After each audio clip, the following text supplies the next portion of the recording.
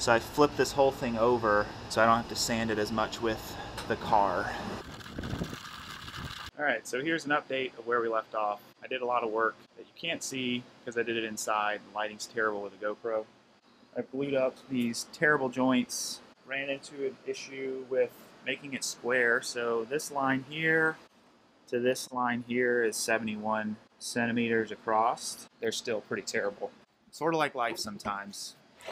Terrible. This piece here has got the same small, large overlap. And then I just notched them to there so they kind of eat each other a little bit. Kind of gives the effect that this was put together with an axe or maybe a beaver. I was going to mortise these into this, and that was going to take way too much time, and I didn't care that much. Instead, I'm going to put runners on either side of the shelves, and then when I sand it with the car, hopefully it'll be strong enough and not fall apart. That's pretty cool. It'll look better with 106 coats of paint.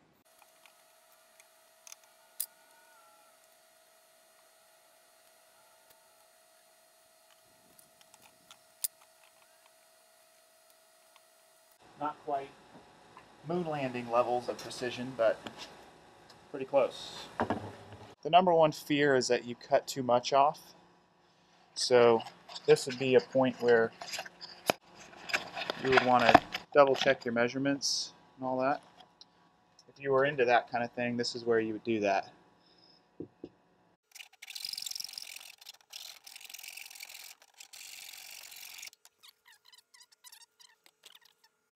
There's nothing better than a nice clean edge. That's called skilled craftsmanship there, filling in all the cracks with wood glue.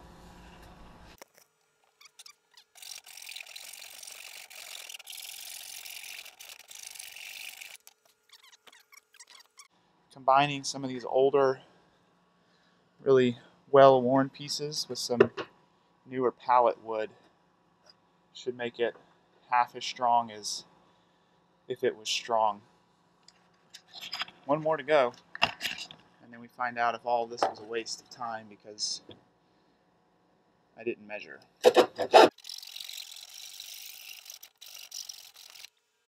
I always thought Walmart was sort of known for its tools, but it's starting to look more like a C than the left side of an L.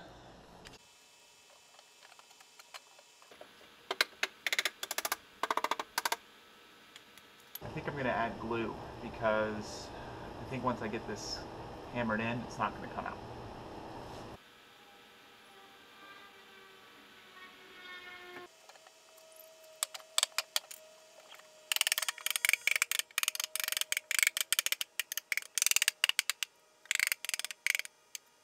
To borrow a quote from Jimmy DiResta, who is a legend, I might add, if it looks straight, it is straight, or it might be. I don't know. So here we go. That looks great. Great. Whoa. Meh. Yikes. But the overall effect, it almost looks straight. I have the advantage of a fisheye lens, so I can tell you that it looks straight, and you really don't know. So what I'm going to do is, I don't know what I'm going to do. It'd be nice to be able to cut it like this, get a couple 8.5-inch strips, and then I'm going to kind of reinforce each side. Instead, I'm going to use this piece and cut these into little pieces. Huh.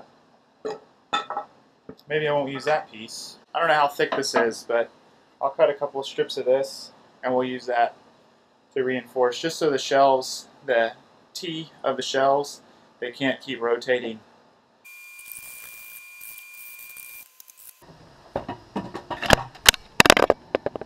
On second thought, I'm losing interest in this project. I really just want to sand this smooth with a car, so I'll catch up to you on that side of things. I may or may not continue to reinforce this.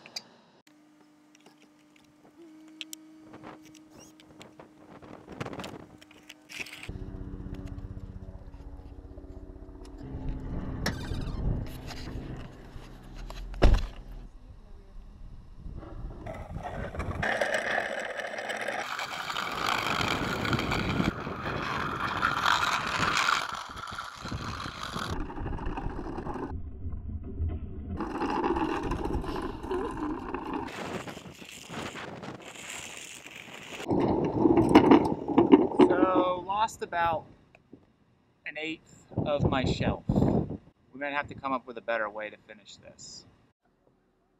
So you might see that I have some straps on there pretty tight in order to keep everything from falling apart again.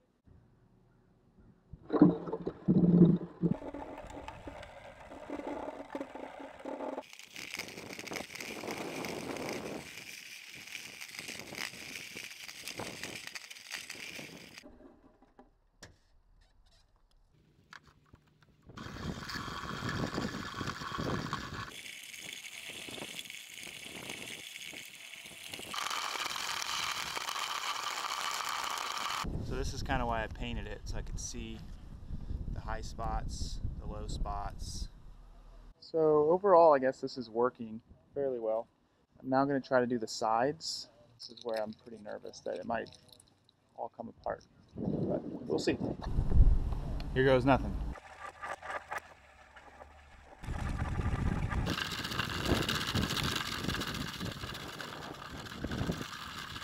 So this is kind of where we're at. Some of this is starting to look kind of neat. You can ignore that. I don't know what happened there. Surely not my fault. This is pretty warm.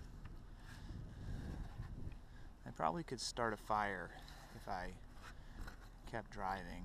This is just garbage. Garbage. That's a little, I don't know. It's sanding stuff off. I think I'm still gonna have to use a lot of muscle power, but it's doing what I had hoped in knocking off the high spots. I somehow forgot this side, so got this side to do and then we'll be